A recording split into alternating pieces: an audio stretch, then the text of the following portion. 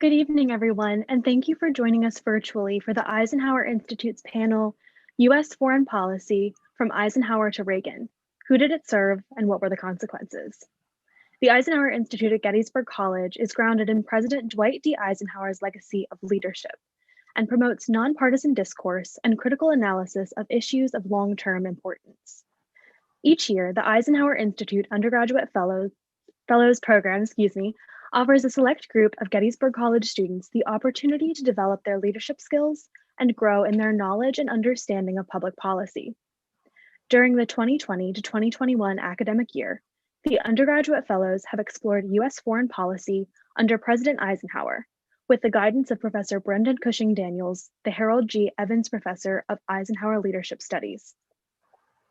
Tonight, we bring you the first panel in a two-part series to discuss the actions and repercussions of U.S. foreign policy from the Eisenhower administration to the Reagan administration.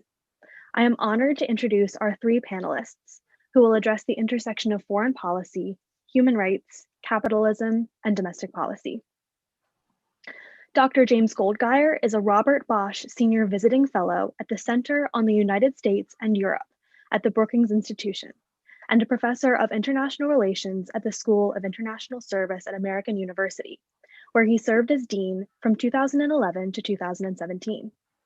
Previously, he was a professor at George Washington University, where he directed the Elliott School's Institute for European, Russian, and Eurasian Studies, and co-founded the Summer Institute on Conducting Archival Research.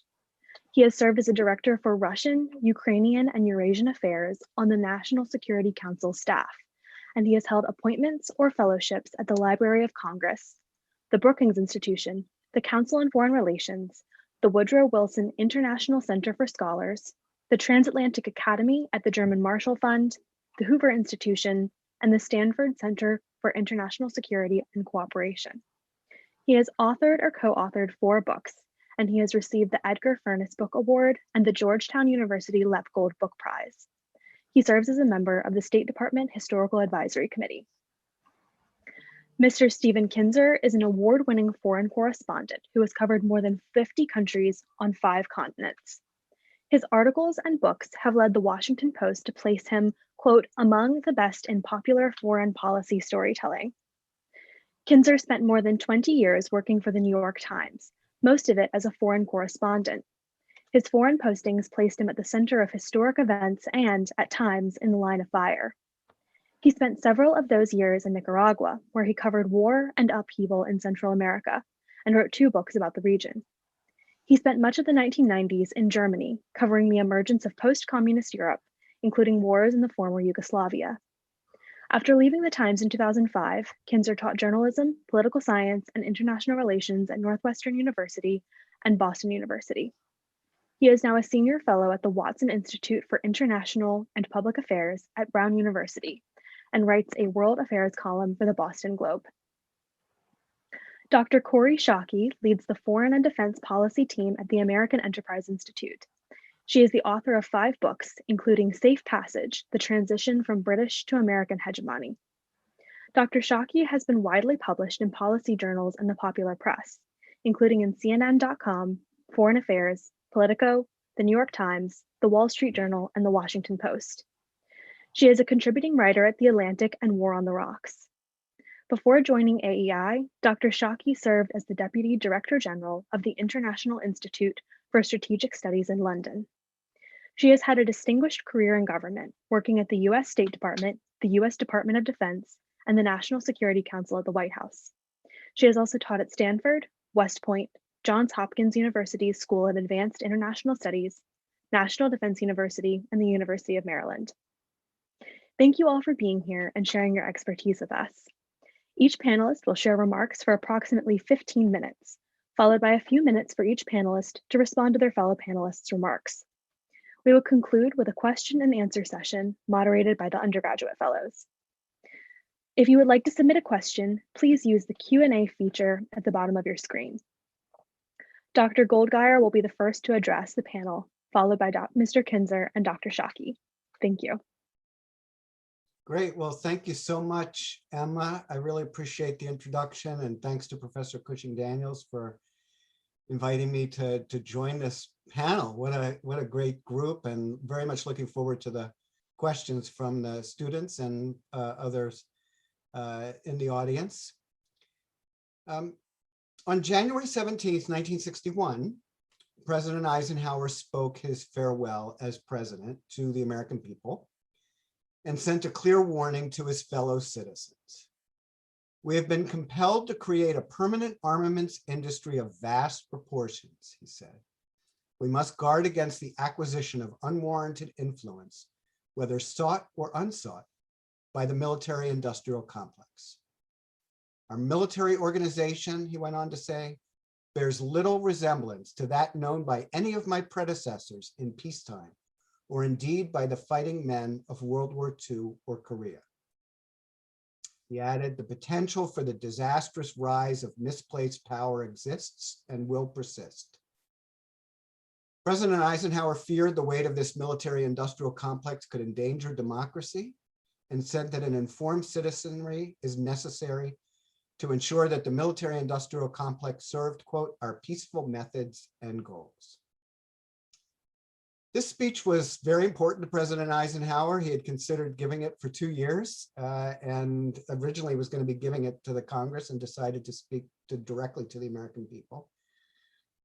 And a major question for this panel is, was he right to be concerned? Is what we saw for the rest of the Cold War and after a product of unwarranted influence by the military-industrial complex? The United States has long been the global military superpower with a reach across the entire world, and now has a defense budget of well over $700 billion per year.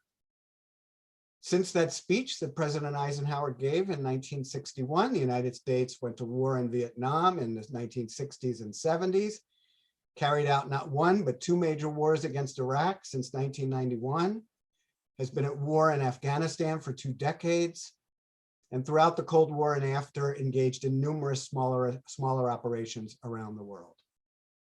NATO, which was formed in 1949 to combat the USSR, has now lived on 30 years after the collapse of the Soviet Union, and the US maintains a robust set of military alliances in East Asia.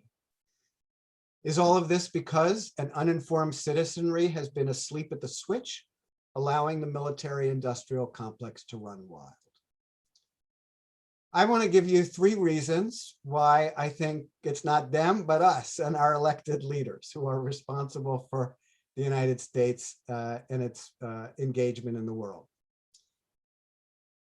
Reason number 1, the lesson of the 20th century was that the United States has to be number 1 in order to keep the peace. Second, we periodically fear that we are about to lose that position, which sometimes leads to savvy diplomatic moves, but occasionally leads to disastrous foreign policy decisions. And 3, it's not just top executives at defense corporations who benefit from military activity. Communities across the country have grown dependent on the defense industry for jobs, and their elected leaders know this. So let me start with the lesson of the 20th century. And it's really basically one big lesson boiled down simply to post-1919 bad, post-1945 good. That's the lesson that certainly American elites have learned. And I think the broader public opinion polls show that the public has largely taken this lesson on board as well. The United States intervened in World War I, and when it was over, returned to its traditional isolationism. The result was another world war 20 years later. Post-1919, bad. The United States stayed engaged after 1945, and the result was a free and prosperous West. Post-1945, good. So when the Cold War ended, the United States took those lessons to try to expand the community of democracies and saw the United States as central to the effort through the military arrangements forged during the Cold War. Why, for example, did NATO form during the Cold War last after the Cold War was over? It lasted because it was the way the United States could stay in charge of European security, which was something important not just to the United States, but to many Europeans, especially in Eastern Europe. What would happen if the United States didn't stay in charge of European security? Americans believed we'd have wars like the one in Yugoslavia breaking out all over the continent.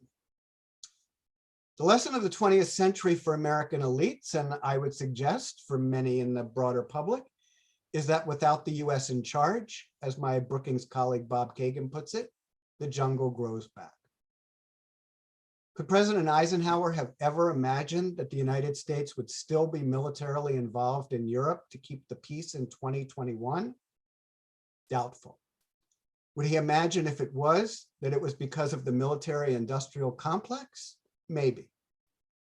But I think it's more about what we tell ourselves about the world needing America. When he said an informed citizenry was necessary because it would ensure the military-industrial complex served peaceful goals, well, we tell ourselves that peace requires us to be in charge.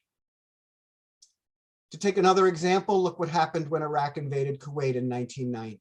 The United States took it upon itself to forge an international coalition to reverse that invasion. Why? The whole post-World War II international system, centered around the United Nations, was designed to prevent big countries from invading and taking territory from their neighbors. And that's what was at stake in 1990. What did George H.W. Bush draw upon when arguing the US needed to galvanize the international community to stop Saddam Hussein?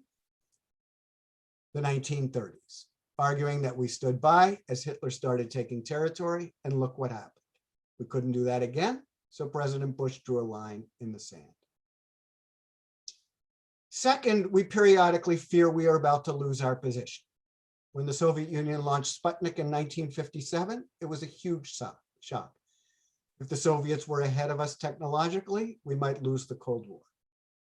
The United States responded with a massive technological response, much of which did a tremendous amount of good, and many of us benefit from these efforts, including more funding for basic research at our universities, as well as the effort to be the first to land a person on the moon.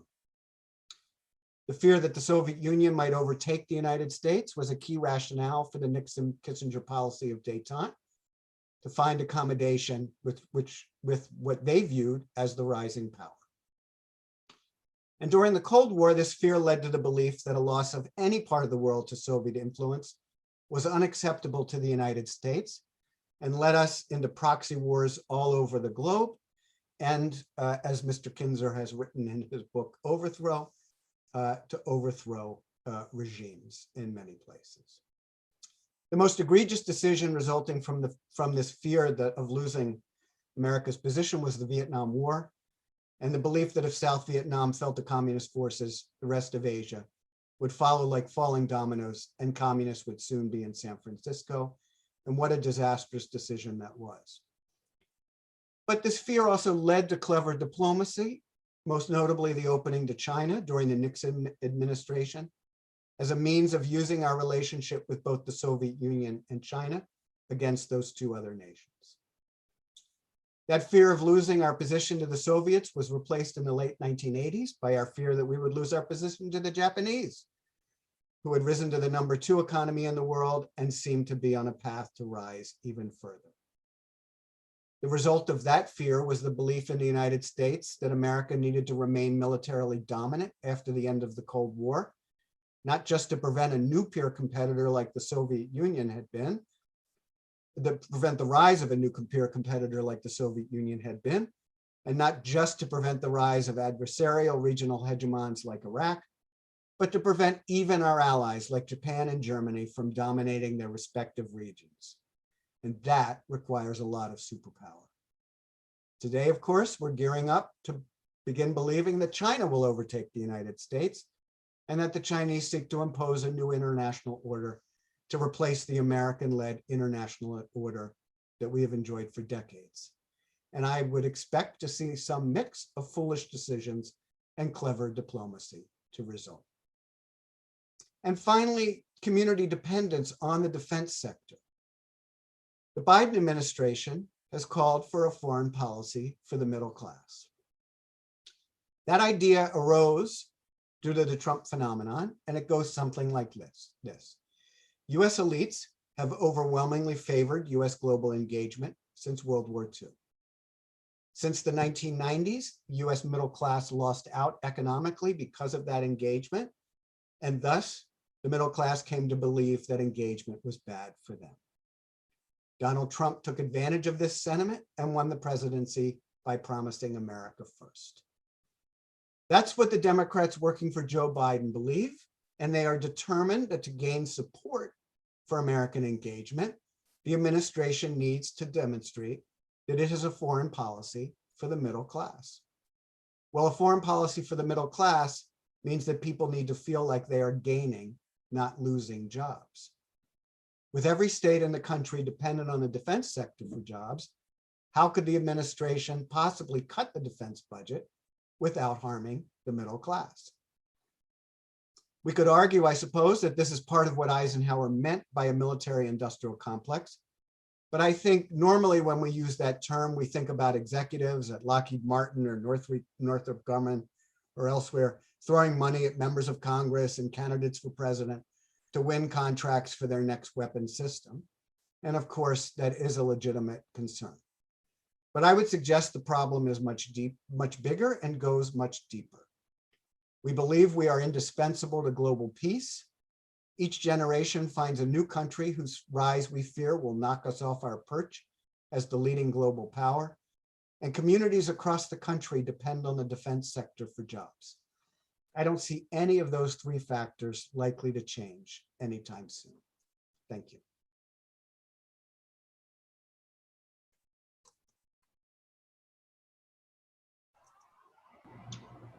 Well, rather than wait for an introduction, I'm just going to pick it up right there. You proposed some fascinating ideas. That's enough for the whole evening right there. Let me try responding to a little of that. So I was interested in your observation that you are quoting from one of our friends, that when the United States does not rule the world, then the jungle comes back. I would argue the opposite, that we are the jungle. The jungle is a world with no rules, where there's bombing and invasion and occupation, and countries just decide that they can unleash violence on their own and don't feel the need to follow rules that they impose on other countries. That's us. So I would say, taking back from what you just heard from Professor Goldgeier, pre-1898, good. Post-1898, bad. So I completely agree with the paradigm with which you've just been presented. The United States believes itself to be the guarantor of peace and freedom in the world. When we're not running the world, there's chaos. And when we are, there's at least some order. Only we see ourselves this way. The rest of the world doesn't see us that way. They see us as the greatest threat to global security and order. The idea that the United States has to be number one is the idea that causes more upheaval in the world than any other. It's been particularly acute since the end of the Cold War. Then, around 1990, we really had the chance to dismantle the institutions that were created to deal with a particular situation that no longer existed. That was the moment for us to disband NATO, for example, as a military institution, to begin looking at the world in a new way. Instead, we did the opposite. We looked for new ways to dominate everybody. I would also argue against the paradigm that you heard about the two world wars. What happened after World War I was bad because we became isolationists. What happened after World War II was good because we decided to run the world. If the United States had never entered World War I, the European powers would have found ultimately some balance among themselves. Instead, we entered on one side, made sure that one side got 100% of the victory and the other side got 0. That's what created World War II. World War I is the founding catastrophe of our modern age. Without World War I, there's no Nazism, no Holocaust, no communism in the Soviet Union. Almost everything we've known about the last 100 years wouldn't have happened. And American intervention is sometimes thought of as something that was positive to help shape the world after World War I. There are many other ways to look at it. Now, let me just go back to the Eisenhower administration, which is where we want to start our story, at least for tonight's discussion.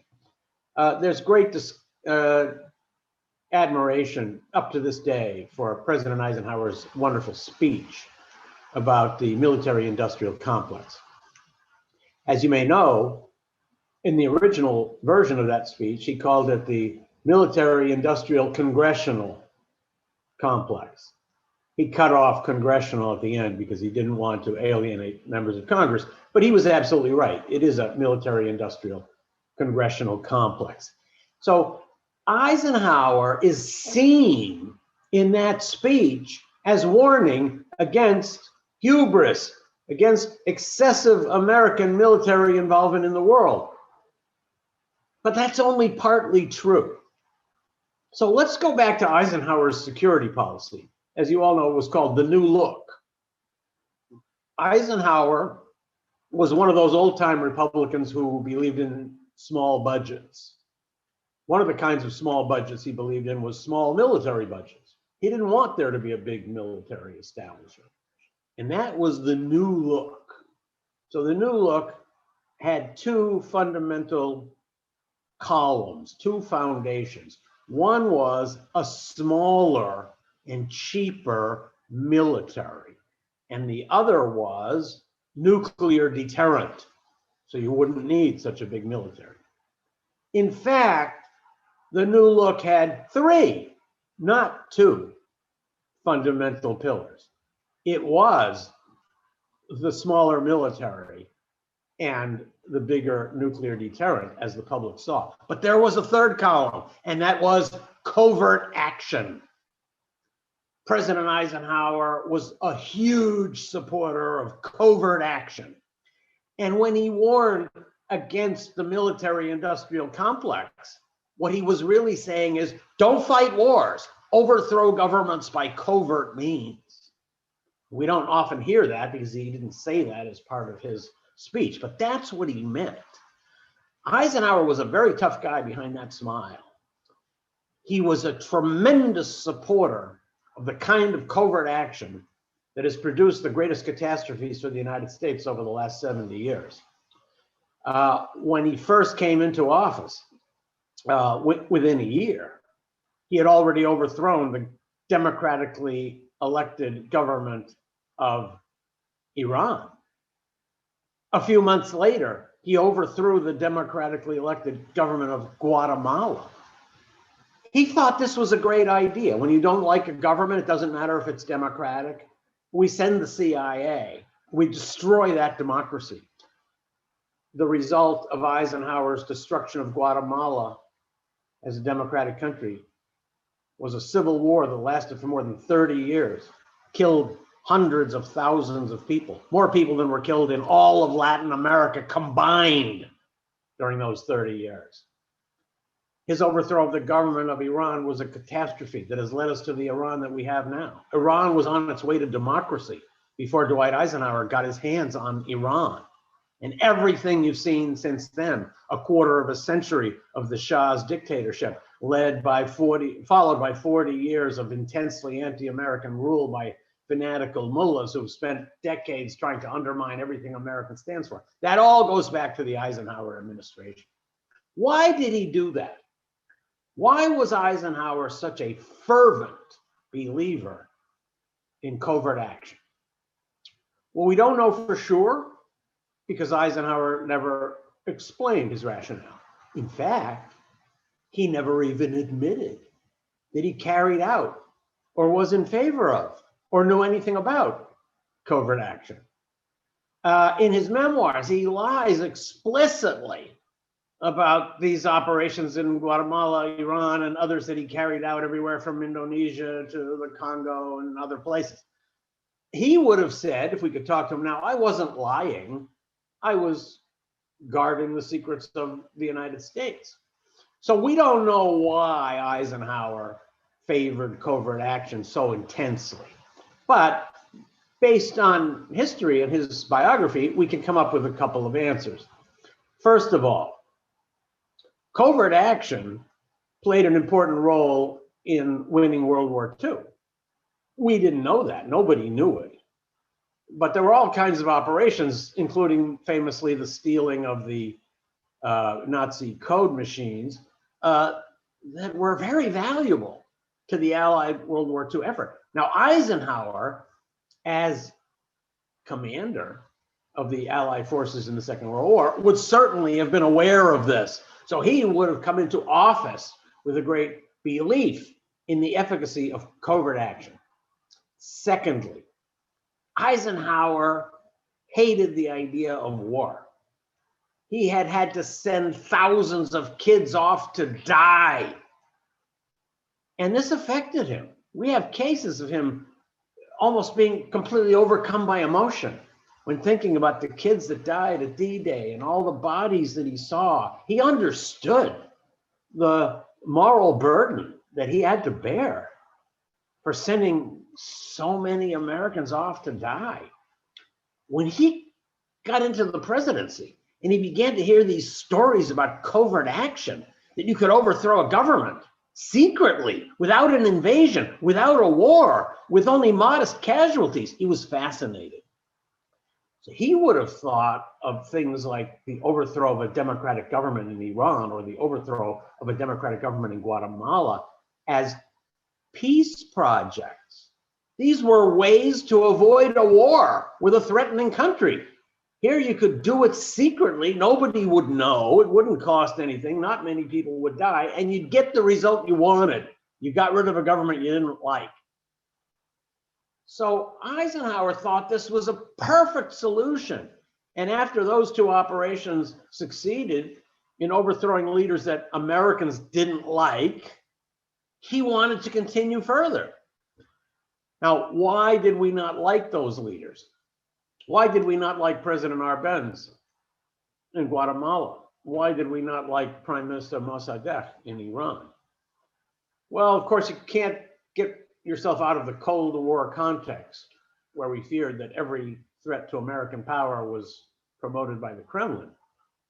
Besides that, however, both of those leaders committed a great sin in the eyes of the United States, and that is they put the interest of their own country ahead of the interests of the United States.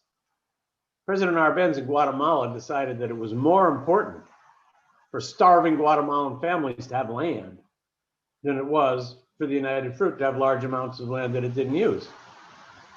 Prime Minister Mossadegh in Iran decided that since Iranians were sitting on a giant ocean of oil, and Iranians were living in some of the most miserable conditions in the world because all that oil money was going elsewhere, it wasn't fair. And there should be a new arrangement whereby Iran would benefit from its own resources. These two operations in the early 1950s, the overthrows of the government of Iran and Guatemala, were part of a global war that Eisenhower waged, among others. And he was waging it on behalf of the economic interests that controlled the world. If the producing countries like Guatemala and Iran, were able to start seizing control of their own resources and fixing prices by which they would share those resources with the consuming countries, the entire way the world was governed would be destroyed. Eisenhower considered that to be a fundamental interest of the United States. Upon taking office, Eisenhower appointed two brothers to run his foreign policy. One was John Foster Dulles, who became Secretary of State, and Dulles' younger brother, Allen Dulles, became the head of the CIA. Both of these men had served for years in the principal law firm defending and representing the interests of American corporations in the world. That law firm, Sullivan and Cromwell, was not really a law firm as we think of law firms. It had a different goal. It was the law firm that American corporations would hire when they got into trouble in other countries.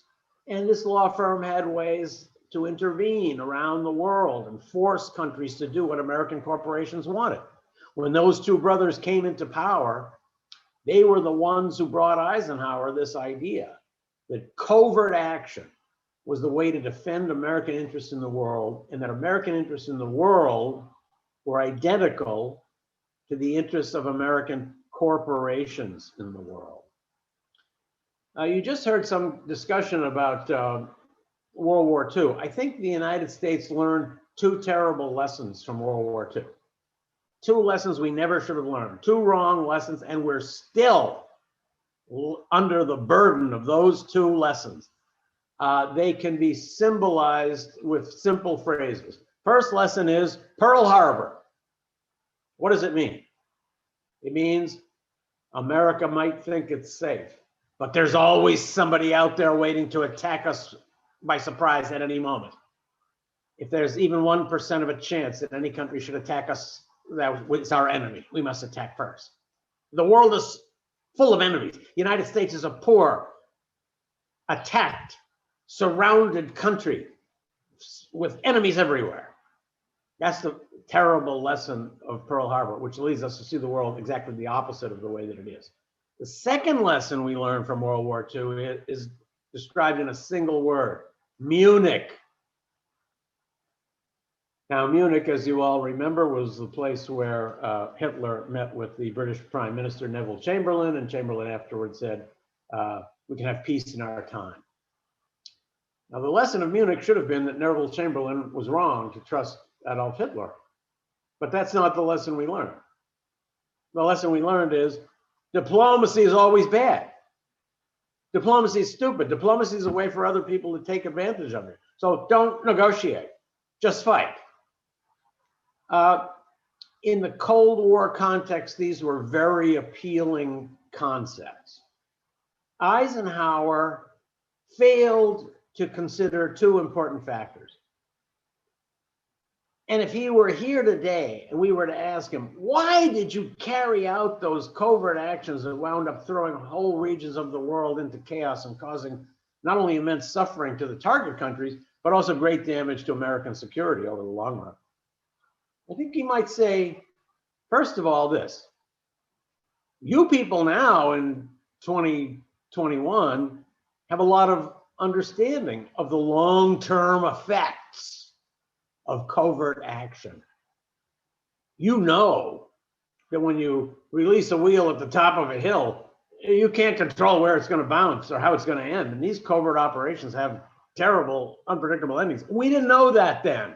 There hadn't been any covert overthrows of governments before I came into office. There was no CIA. In the days before me, before Eisenhower, and we wanted to overthrow a government, we sent in the Marines. So we didn't know that there would be so many unpredicted consequences. And the second thing I think you might say is something that's even more important for us today, and that is this: when you can't understand what lies ahead, you should be careful.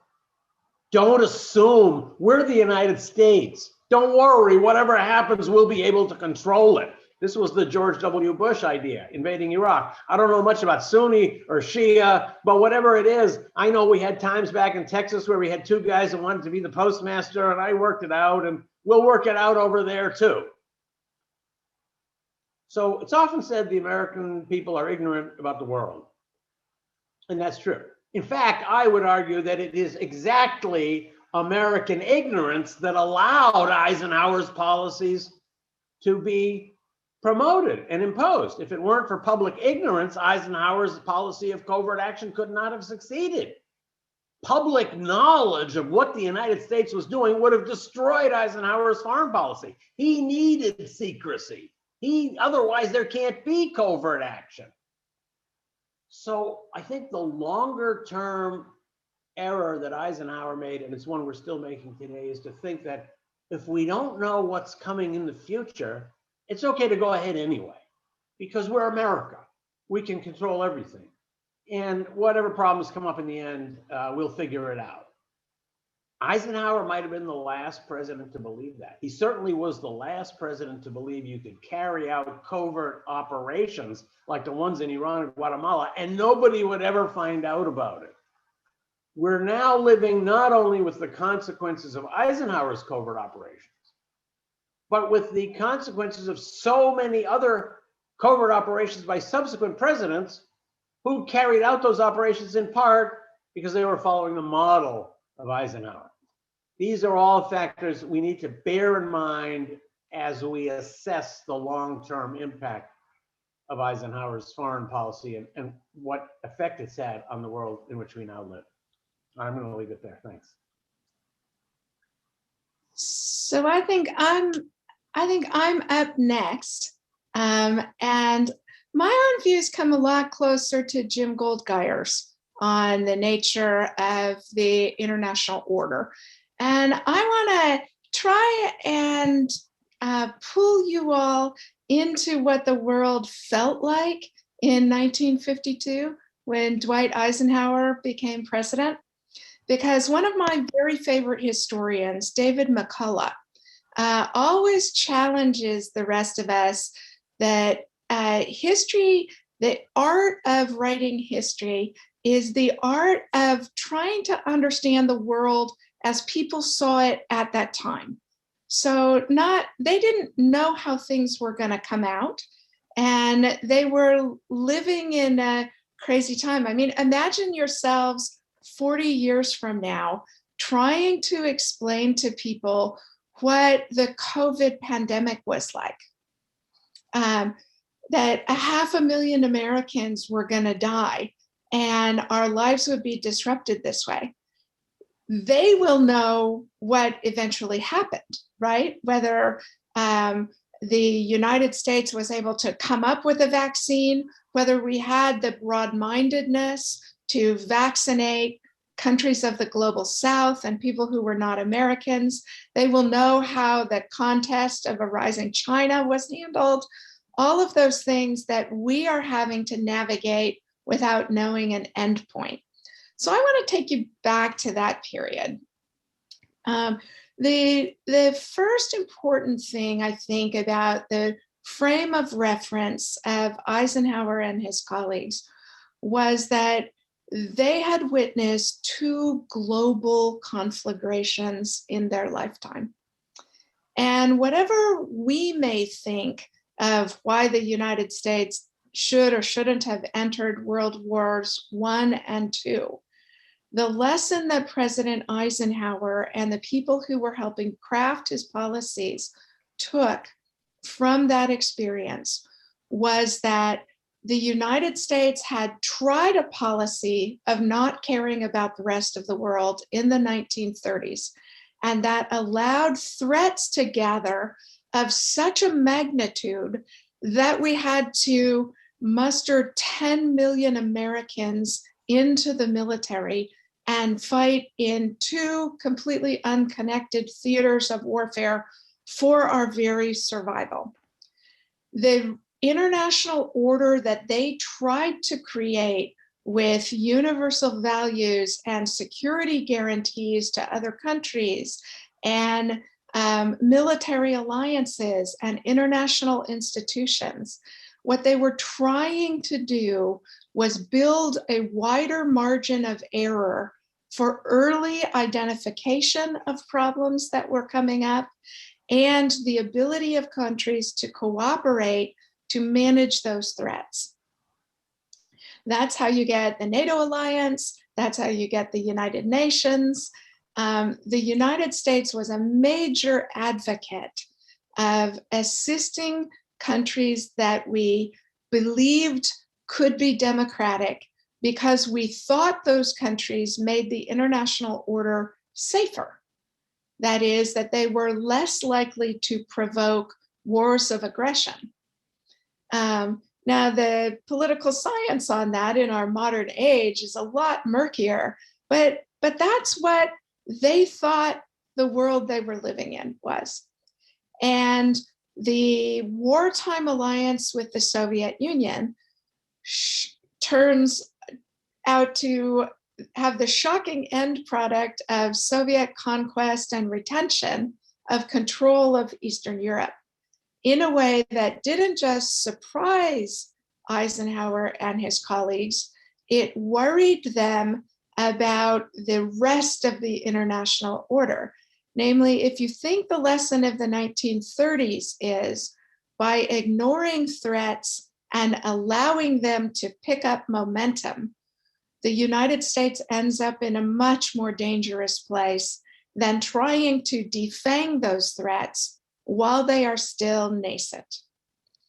One of the very best, so Stephen said that we don't know what Eisenhower thinks about a lot of these things, but he did actually leave pretty good records. And those records are the conversations of the National Security Council when debating what US strategy should be. And I commend all of you to go online to the Foreign Relations of the United States record series. So Jim Goldgeier is a consultant to the State Department's historians, and they publish troves of documents, including the minutes of conversations that President Eisenhower and his cabinet had over these issues. The way to find them is to look for a document called NSC 5501. That was the Eisenhower administration's 1954 national security strategy. And it's the best one our country has ever written. And they actually even executed it. What they thought they were doing was trying to, so I'm sorry, one other thing I should have also mentioned that's really important in the shape of the international order in the early 1950s. And that is that because of both World War II and our allegiance with other democratic countries, in particular Britain and France, that the end of empires, the creation of independent countries throughout, in particular, Asia and Africa, the Eisenhower administration worried desperately that we were going to be associated with countries that had committed depredations as imperial powers. They worried so much so that when Great Britain offered the United States troops to fight in the Pacific theater of war in World War II, the United States turned them down because we were afraid we were going to be associated with British imperial control of India, of what is now Pakistan, and other countries. So they understood that it wasn't just American power that mattered in shaping of the international order. It was the importance of ideals, that they really felt like a world where communism dominated the emergent countries, the United States wouldn't be safe, that it would be a replay of the 1930s. And there are lots of reasons lots of ways and reasons we can criticize those judgments, but they were quite sincere in trying to protect and advance the country's interests. And Eisenhower, as both Stephen and Jim have pointed out, really believed that the threat of militarizing this challenge was almost on par with the threat of the challenge itself. Eisenhower at one point says that the country deserves both security and solvency. He set an arbitrary top line for the defense budget of $54 billion. And at one point, his close friend, Admiral Ridgway, who was Chief of Staff of the Army, during the 1958 Berlin crisis, tells President Eisenhower that he's going to go to Capitol Hill and argue that the Eisenhower administration undercut American security. We needed 100 more divisions in the Army to be able to protect our interests in Europe. And Eisenhower tells his old friend that won't change the number of divisions in the Army, it will just change the Chief of Staff. meaning he was going to fire General Ridgway if he did that, because it would completely undercut a strategy of security and solvency. Now, in this discussion about what US strategy should be, Eisenhower strongly believed that the nuclear age, the emergence of US and Soviet nuclear arsenals, created what he called the stability of the stalemate, that it made very unlikely an actual war between the Soviet Union and the United States. And this comes through very clearly during the 1958 Berlin crisis, where Eisenhower sends a message to Khrushchev saying, if you want a war over Berlin, I'll give it to you, and refuses to undertake any preparations or increases in military spending because it was the start of a negotiation of what the Soviets were actually after in doing this in Berlin. And so he thought the great powers had the stability of the stalemate. And he also thought that where their interests in other, in deep abiding alliances like the NATO alliance or the US-Japan treaty, where those were clear, there was also very little risk of war. What he worried about were what he called small wars. Countries like Indonesia, like Guatemala, where the United States didn't have a deep and abiding interest in the direction of the country, but also couldn't afford not to care at all. This is the trap of the Eisenhower strategy. And I would suggest to you, the United States still hasn't solved this problem. It is the vexing strategic challenge. Not what you do at the high end, not what you do at the low end. What do you do for those countries that you feel have the ability to create an international order where our adversaries have momentum of the kind that is a gathering storm for problems that could become big and we have to deal with? That's why Eisenhower finds covert action so attractive, because he campaigned against American involvement in the Korean War, believed you shouldn't fight a conventional war unless you were willing to actually, as he called it, push all your chips into the pot and cross the nuclear threshold.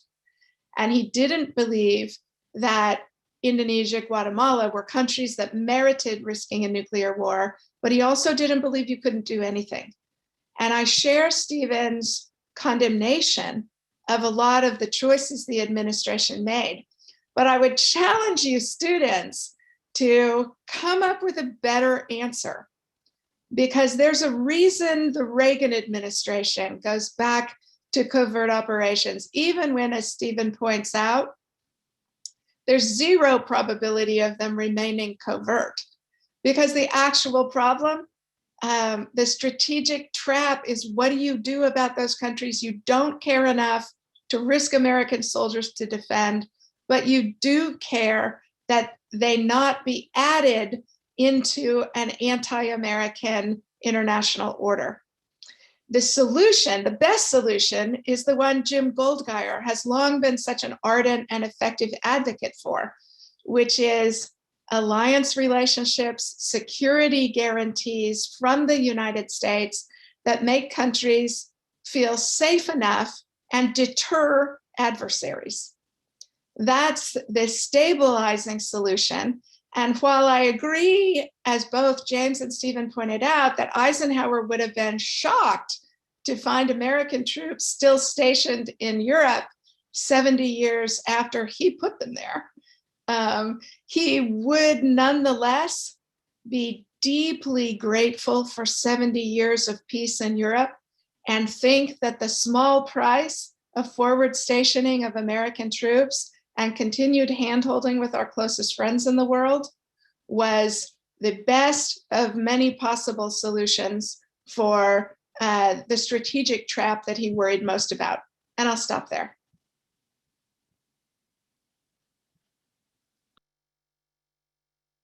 Okay, if either of the panelists would like to respond at this time to Dr. Shockey's comment.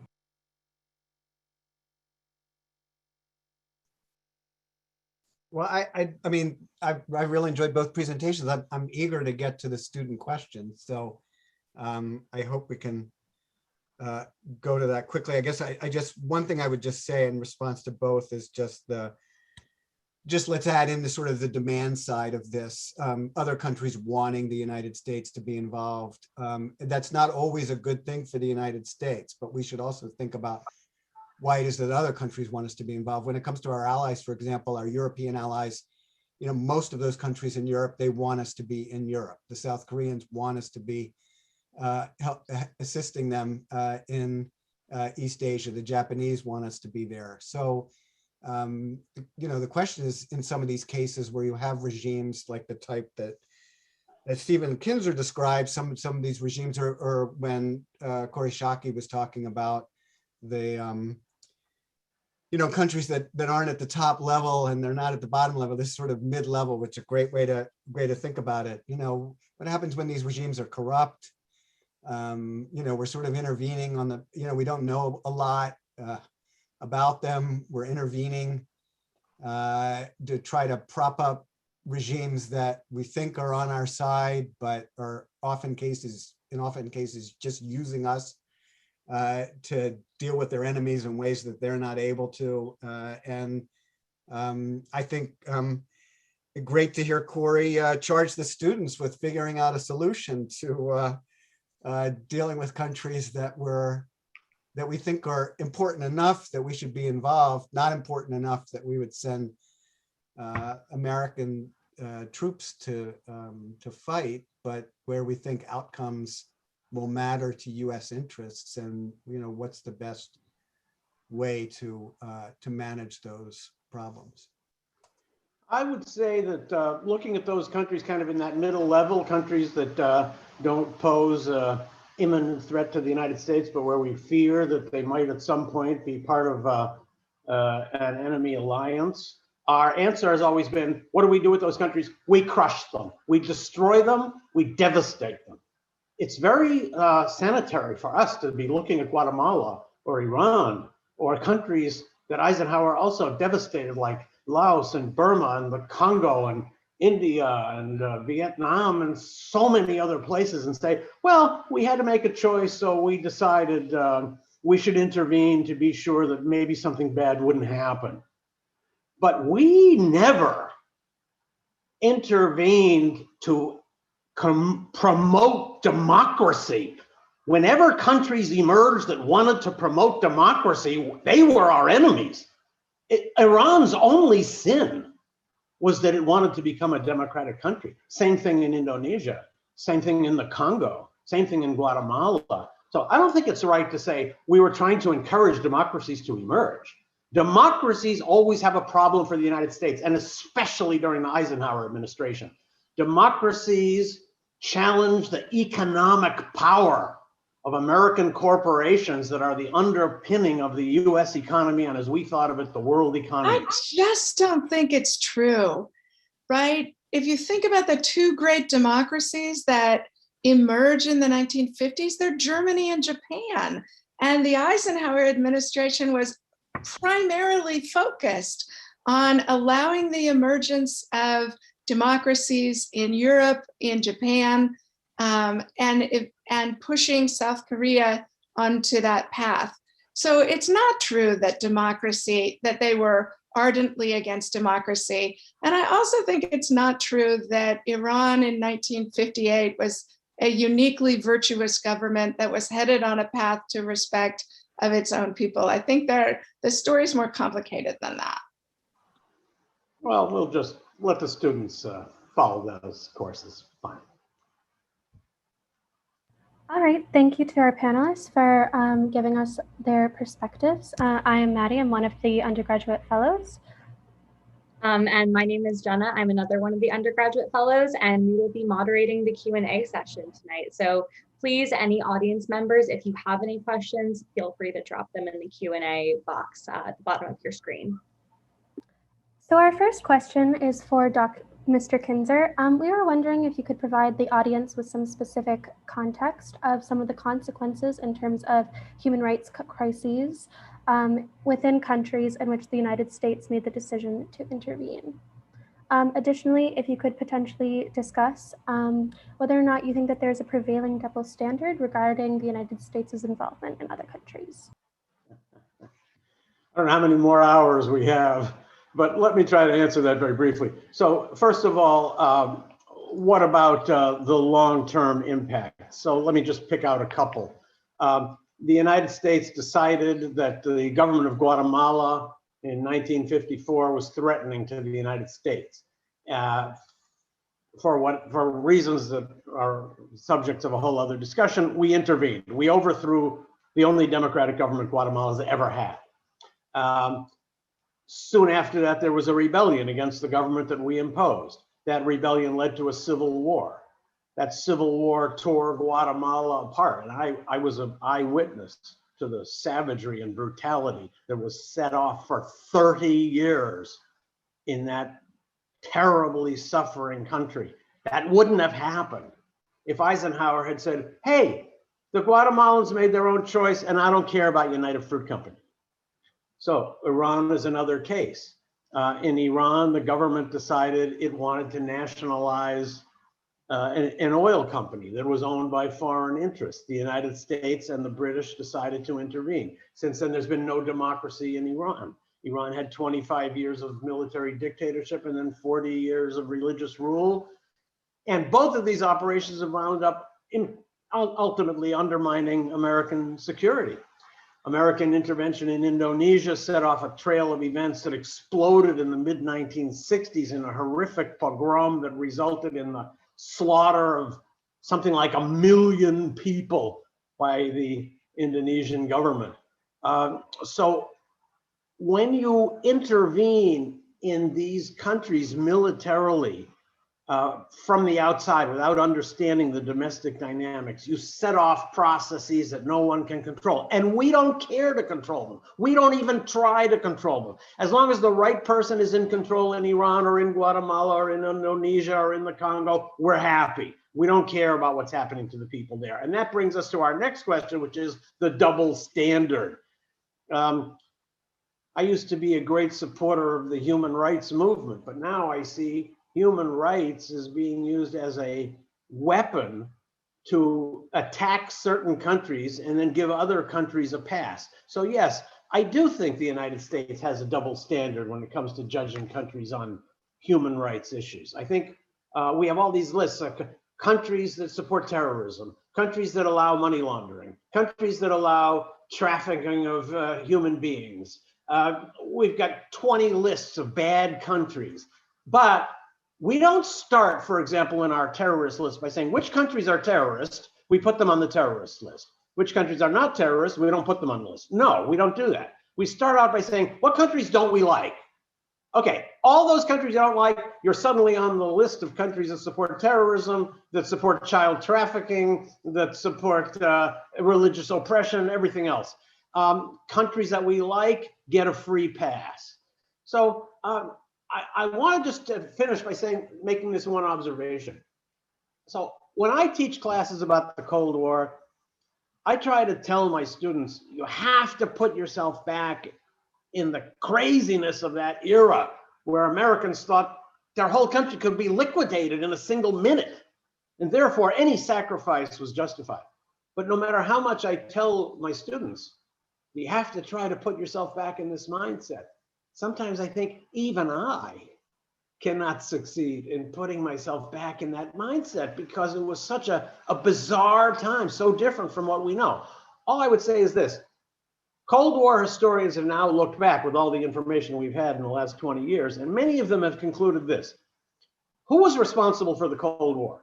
It was probably both countries up through the end of the Stalin period. When Stalin died in 1953, the United States had a chance to review its foreign policy and see if we needed to continue this hostility.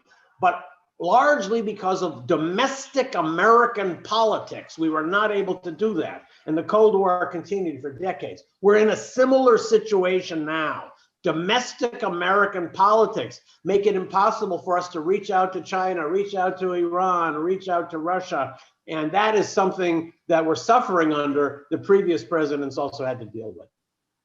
Can I just add that it's not actually true that most historians believe American domestic politics are the reason that the Cold War continued after 1953. Soviet behavior had a lot to do with it. Okay. Thank you. And to that point, actually, and to follow up with that, to Dr. Shockey, what sort of evidence is there that countries like Guatemala and Iran were genuinely in danger of being overcome by anti-American sentiment? And if there was genuine danger, to what extent does that justify US interventions and actions within those countries? Okay, so that's a fantastic question. And I can't speak to Guatemala. I don't know the case well enough. And maybe Stephen would like to speak to that since he's written extensively on it. In the case of Iran, it wasn't anti-American sentiment that was driving the concern about Mossadegh. It was the direction of the government and its relationship with the Soviet Union, the nationalization of the oil company. And we worried that we couldn't protect Turkey, for example, or Greece, or the approaches of the Mediterranean to protect Spain, if Iran became a satellite of the Soviet Union. We were worried about what that would do in the Middle East. We already had begun to have relationships with Saudi Arabia and others. And so for the Eisenhower administration, this business about dominoes falling felt real to them. And Stephen's earlier point, I think, is a really good one about how hard it is to transport yourself back into how scary that, that time period felt.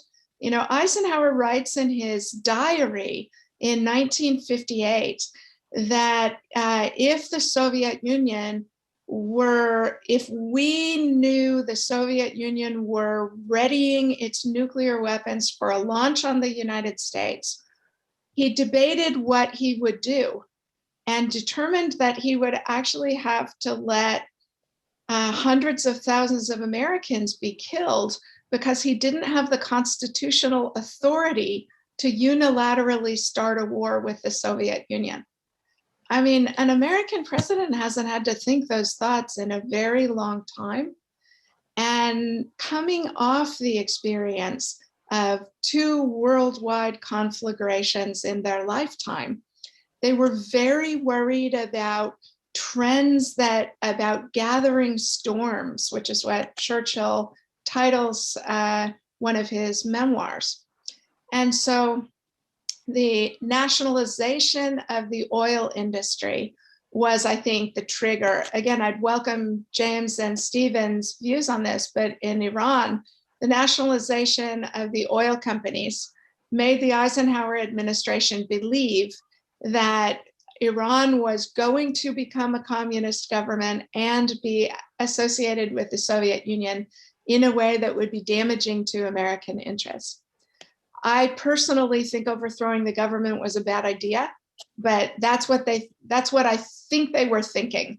But I'd welcome other views.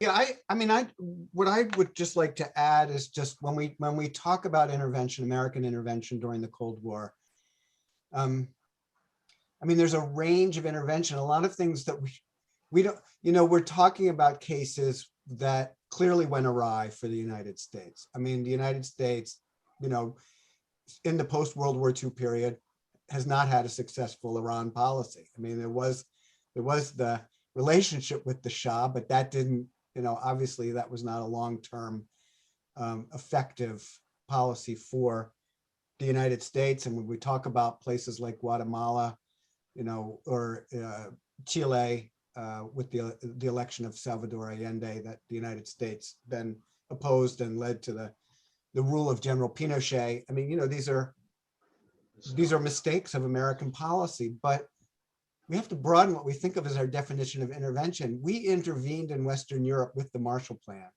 because we were worried that those countries were going to fall to domestic communist forces if the governments there failed to provide for their citizens. We intervened in South Korea to save South Korea after the invasion by the North, supported by by China and the Soviet Union. Intervention in Vietnam was a disastrous mistake. I mean, we made some disastrous mistakes.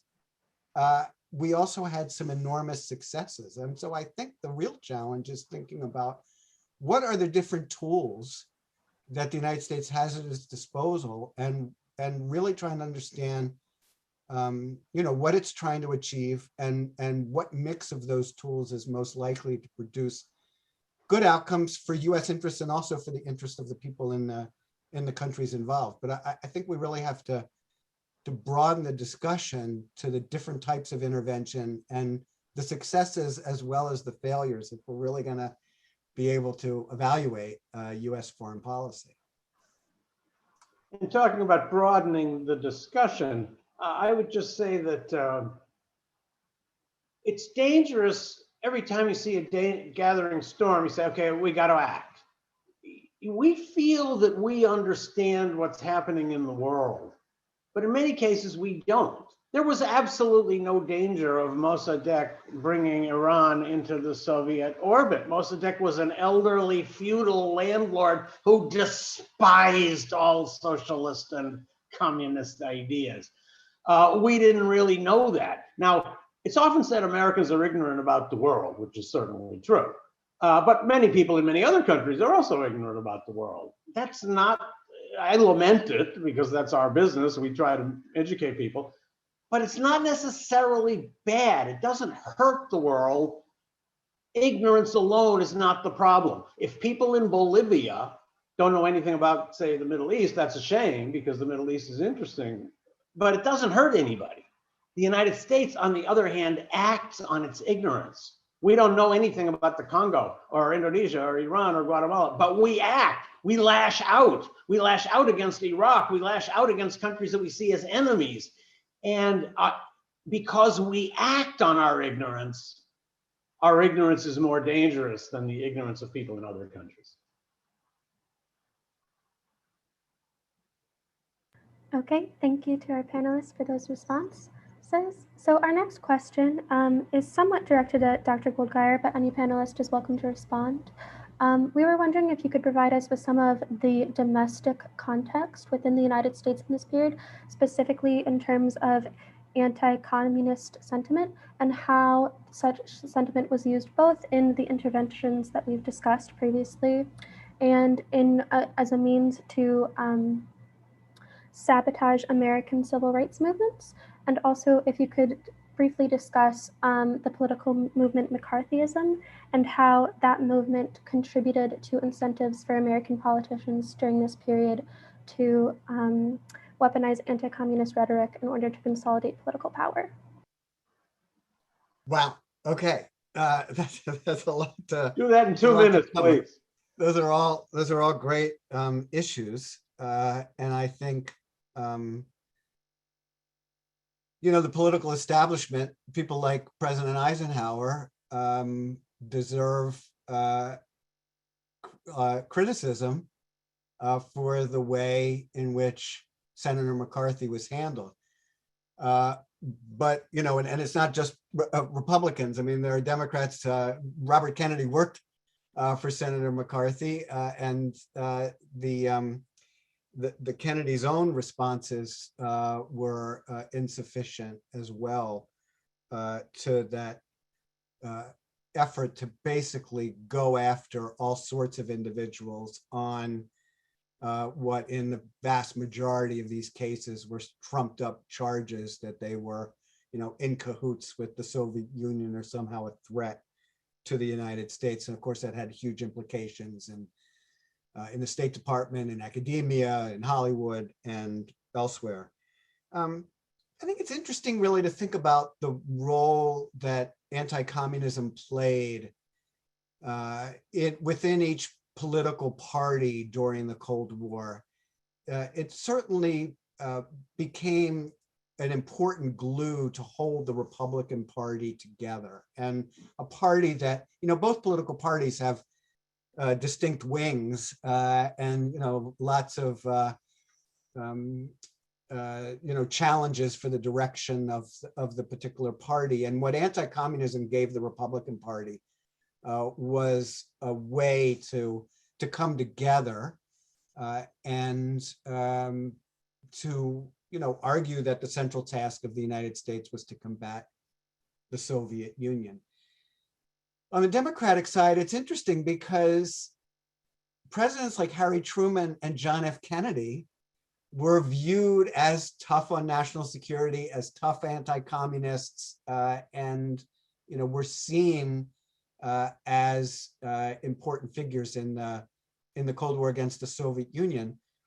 What happens within the Democratic Party is really the huge splits that erupt because of the Vietnam War and the peace movement within the Democratic Party, the opposition to what the United States was doing, the belief that, rather than being a force for good in the world, that the United States was the problem in the world, and that, and so you had the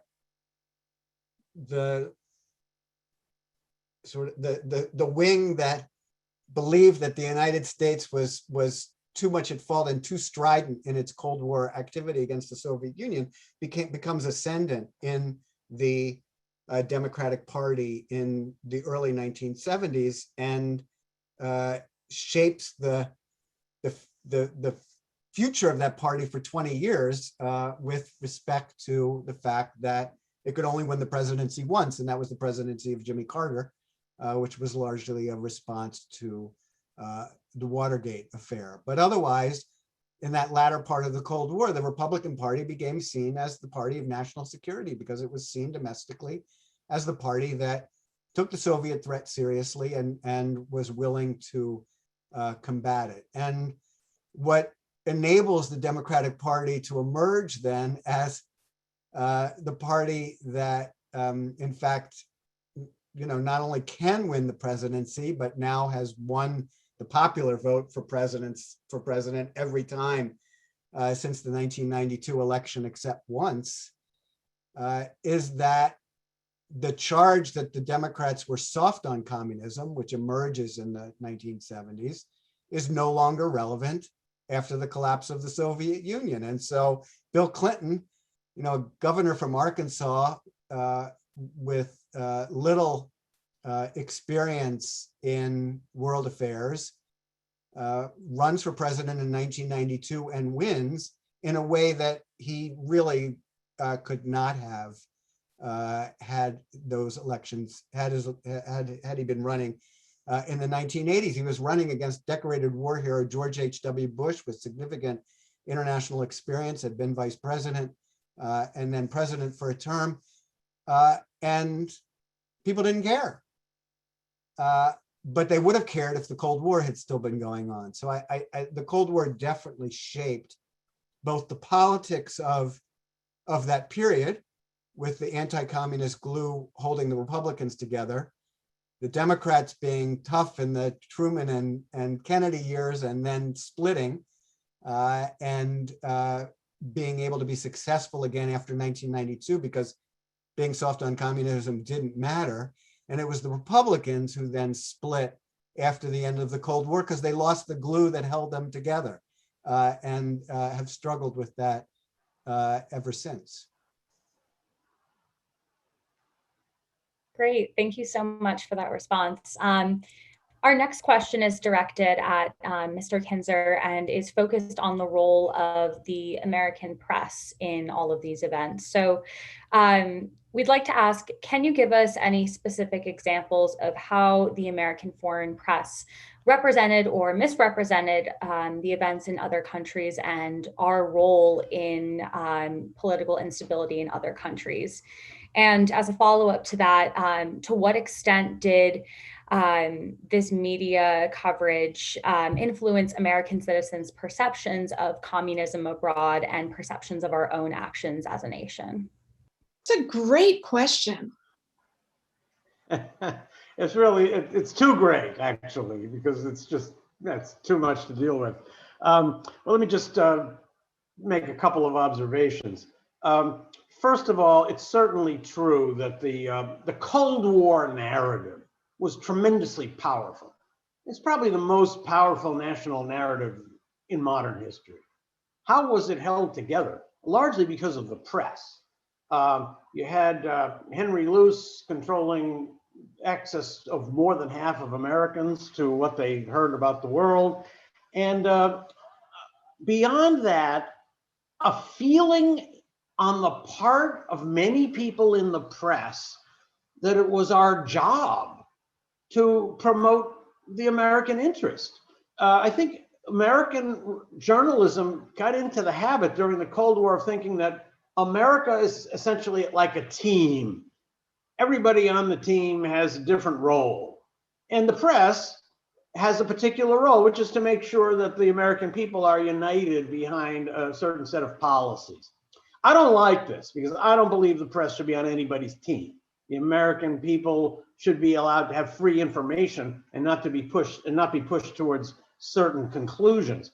So I do think that the press played a tremendous role in demonizing leaders in the world that the United States wanted to overthrow. If you read the American press, you would think terrible things about Lumumba and Sukarno and Arbenz and Mossadegh.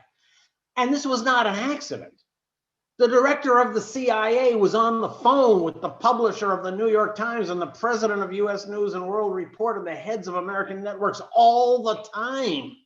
We had the New York Times had a reporter in Guatemala, Sidney Grusin, who started writing about land reform and the desperate need of Guatemalans for land so they wouldn't starve. He was pulled out of Guatemala after the head of the CIA called a senior executive of the New York Times and got him pulled out. So the press promoted the anti-communist ideology, and not by accident. It worked on both ends. It was the CIA, through what they called Operation Mockingbird, controlling what Americans read about the world, but the press was very eager to do this. The press did not have to be forced into doing it. I found a comment by an American Associated Press reporter in Indonesia who was watching American covert airdrops of weapons to revolutionaries trying to overthrow the government in Indonesia. And he later said, we didn't write about it. Maybe it was a kind of patriotism that made us hold back. So we felt, essentially, he was saying, now I'm paraphrasing, that this was an American project. We shouldn't be against it. So let's flash forward to the modern age without stopping at all the places along the way. The Iraq War was a great example of this. It was one of the most shameful episodes in the history of the American press. So a survey was later taken of the several hundred leading American dailies. There wasn't a single one that opposed the American invasion of Iraq. There were some that were kind of half and half, just a few, but everybody was on board with a very few exceptions. So the press bought into this. We didn't pull back the way, for example, the Senate Foreign Relations Committee should have done, but certainly the press should have done and said, wait a minute, everybody thinks this invading Iraq is a good idea. Everybody thinks Iraq has weapons of mass destruction, but we're the press. We're not supposed to be like everybody. We're supposed to pick up the corner of the rug and see what's really in there and tell the stories that power does not want to be told. But the press didn't do that. The press played its role as the stenographer of power. And that's one of the reasons why we find ourselves in the position we're in right now. May I add one quick point to that, which is a reading recommendation for students. It's a novel written in 1958 called The Ugly American. And it's not a good novel, but it's one of the best books about American foreign policy because it shows how visible to two angry national security experts in 1958, the mistakes that we were making in these wars of middle interest were. And it lays out an incredibly powerful case for a much more effective American foreign policy. And for students interested in how do you make good foreign policy, avoid the mistakes that they catalog chapter by chapter in this novel. And the press has an enormously powerful role to play in it. Okay, thank you for those comments from our panelists. We're now going to transition into some audience questions briefly. So one of our first questions, this might be best directed towards Dr. Shaki. Looking towards the next few decades, how would you advise future leaders to confront surmounting geopolitical issues that present unprecedented challenges, as well as address older ones that have yet to be resolved? Additionally, with regards to a president's decision to undertake covert action, subversion of both Congress and the consequences for his actions or lack thereof seem to only serve as a template for future presidents to do the same. Is presidential accountability necessary, or has this trend become too ingrained in American leadership? So 3 interesting, very separate parts of the question. So first, presidential accountability. I do believe it's been badly eroded by Congress not exercising its constitutional powers of oversight and of funding. That we still have authorizations for the use of military force on the books from the 1990s, and we are using the 2001 authorization for purposes it was never intended to, because Congress doesn't want to take a on the record vote about what we should or shouldn't be doing. That's terrible for democracy in America, and it makes for bad foreign policy as well. On the second piece of the question, I'm sorry, I can't remember the second piece of the question. I'll go to the first piece of the question, which was kind of what do we do about gathering threats? You know, one of the things that Eisenhower understood and that we don't give him enough credit for was he believed that military force could freeze a situation while the attractions of the American way of life created converts. He very often wasn't in a hurry. And he very often thought that when people saw the security and the prosperity that Americans enjoyed, the liberties that Americans enjoyed, that the magnetism of that was what was actually going to win the Cold War. And that, I think, is something we underinvest in. And I agree with Stephen that we over-militarize a lot of the threats that we are concerned about. And I would suggest, I'd be interested whether Jim agrees with me on this, that America's tools of attraction are as equally important, and we underinvest in helping societies be successful in ways that we are successful. That we think too little about how do we use the tools of free societies, transparency, the rule of law, accountability, dispersal of power that isn't centralized. How do we help countries do those things in ways that will shape their longer term prospects advantageously for them and advantageously for us? And to add to that, what about the diminution of our value as an example? I mean, how many people around the world are looking at us now as the ideal society they want to become compared to how they were looking at us even a few years ago? Yeah, since Corey mentioned my name there, I wanted to come in on her point about the attraction and transparency, but also say something about the role of Congress, which is incredibly important. And, I want to make sure to say one particular point about that. On the attraction and helping other countries move in a certain direction and so on. I mean, again, I think it helps to really think about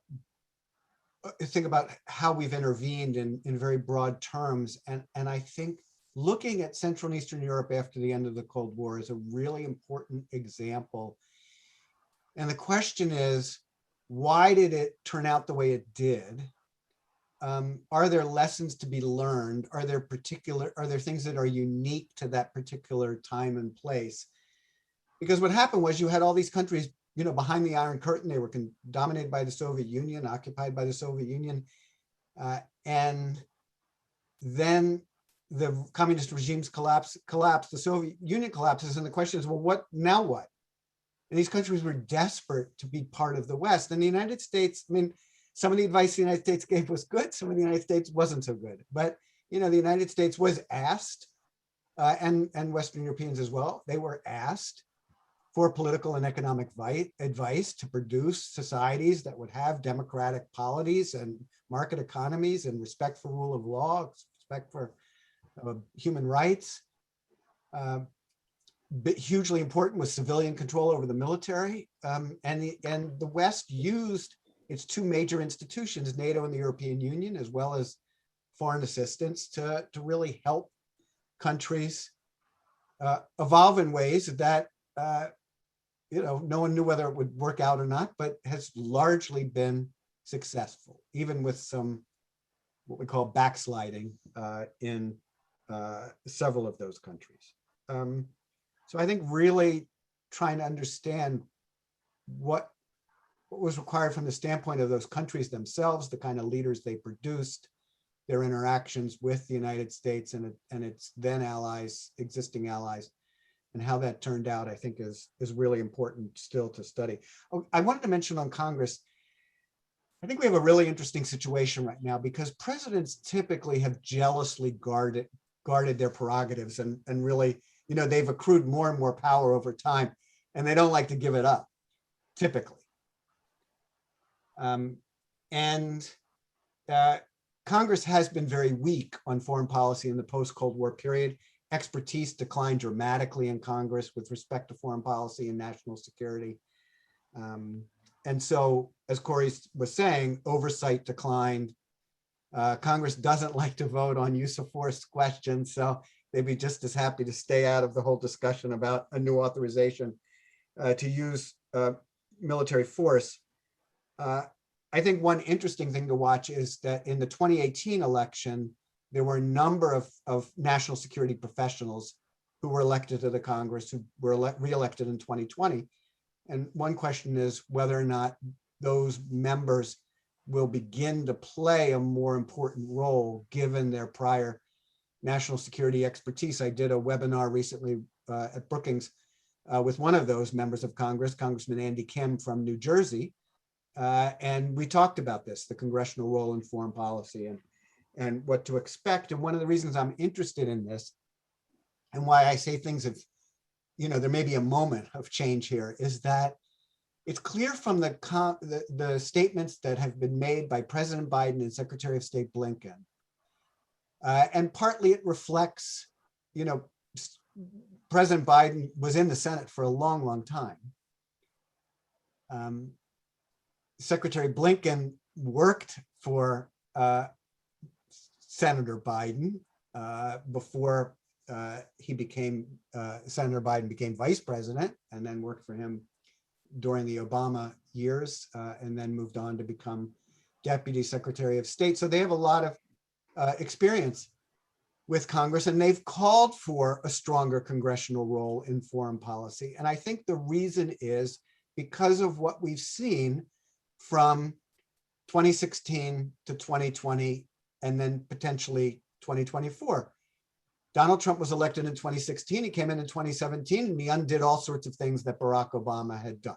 He walked away from the Trans-Pacific Partnership, the Paris Climate Accords, the Iran nuclear deal, and so on. Joe Biden's elected in 2020, comes in 2021, and he comes back into the Paris Climate Accords. He's talking about coming back into the Iran nuclear deal. He's You know, he extended the New START treaty that the Trump administration was walking away from. All right, so what happens? Who's going to be elected in 2024? We don't know. How will Joe Biden's policies last past January 20th of 2025? Why wouldn't they just zig and zag again? You know, if a Republican's elected in 2024, if Trump's elected again in 2024, there's only one way really to help create more stability in U.S. foreign policy, and that is to have a stronger congressional role in foreign policy. And I think that's why you see the President and Secretary of State calling for that stronger congressional role. And the question will be whether the Congress is up for it and what that would look like if they engaged more and used their constitutionally derived powers to play that role. Thank you very much. So we have just a couple of more questions for you all. Thank you once again for your time. This next question is coming from our audience, and any of you can feel free to jump in and give your thoughts on this. So this question asks, how does skin color or race seem to affect past interventions? Is that a determinant in U.S. foreign policy? I'm so glad this question was asked, because I forgot to answer that part of the question earlier that was tying anti-communism, the Cold War to, the question was put earlier about harming civil rights. I think that it's really important to think about the ways in which the Cold War battle with the Soviet Union was seen by Presidents Eisenhower, Kennedy, was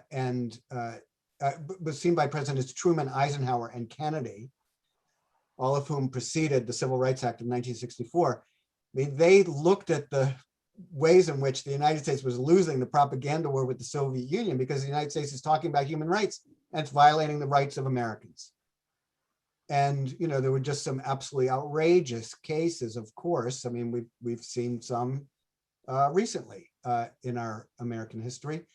Cases that existed during the Cold War and were used by the Soviet Union to say, look at this, look at the United States, look at the way they treat African-American community, look at the way they treat others. And much of the effort by Truman, Eisenhower, and Kennedy on civil rights was because of the need to make improvements in the battle with the Soviet Union. And Emory University professor Mary Dujac has a wonderful book called Cold War Civil Rights, showing this, but also showing that policies were not what they might have been, because they weren't necessarily about making things better here in the United States to make things better here in the United States. They were about making things better in order to, for all Americans, because of the propaganda war with the Soviet Union. And I think this is a real question for today as well. You know, as countries like China and Russia are able to use the kinds of events that we've seen here in the United States, whether it was the murder of George Floyd, or whether the recent killings in Atlanta of Asian American women, whether or not countries like China and Russia can use that as propaganda to cast doubt on the United States in its claims to be a free and inclusive society. What then is possible? Of course, the United States government should be addressing these issues because they're important to address for all of us in the United States. Systemic racism is something we should be addressing in the United States because it's important for us to do so. It's possible that there will be additional impetus to do so because of the foreign policy ramifications, as there was during the Cold War.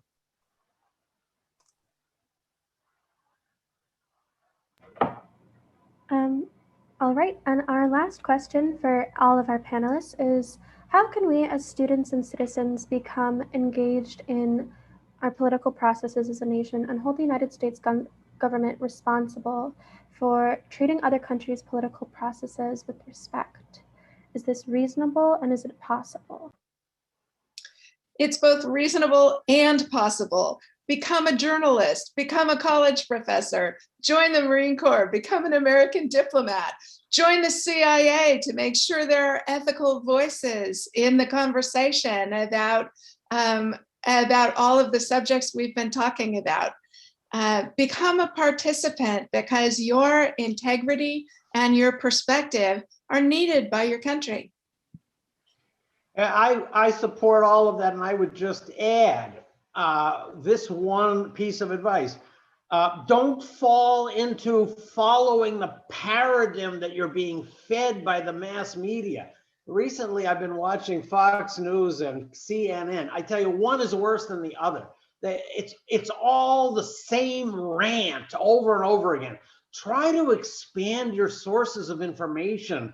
Look at blogs like Informed Comment or Responsible Statecraft. Look beyond the stenography of power that it characterizes much of the mass media. Don't just become a subject for what's pouring out of Washington. Try to educate yourself about the world. You know, Condoleezza Rice had a nice line, even though it was grammatically kind of odd, about Iran.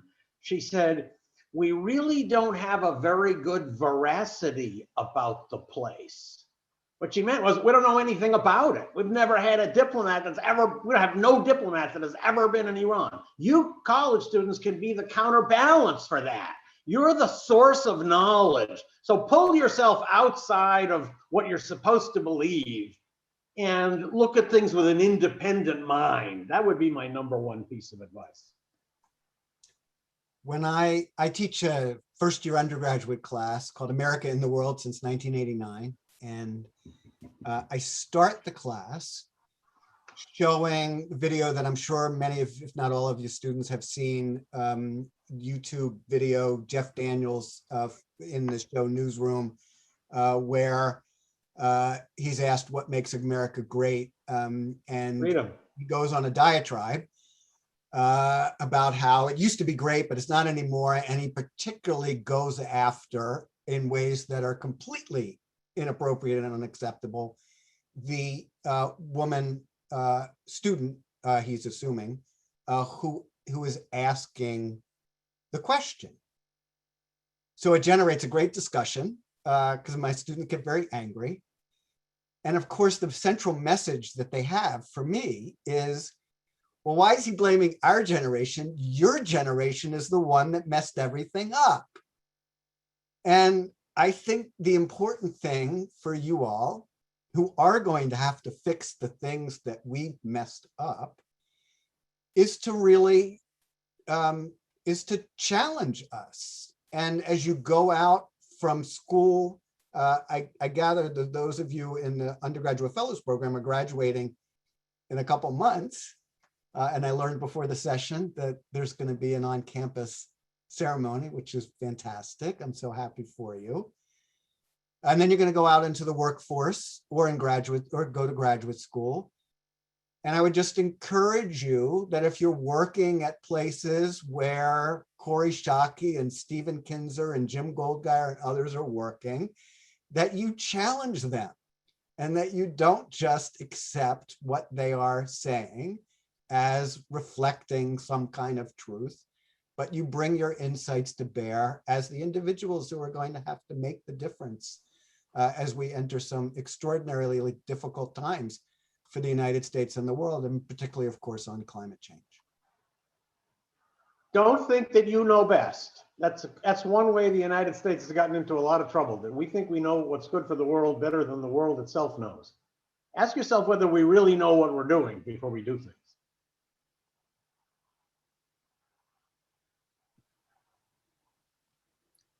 Thank you. Thank you all for being here.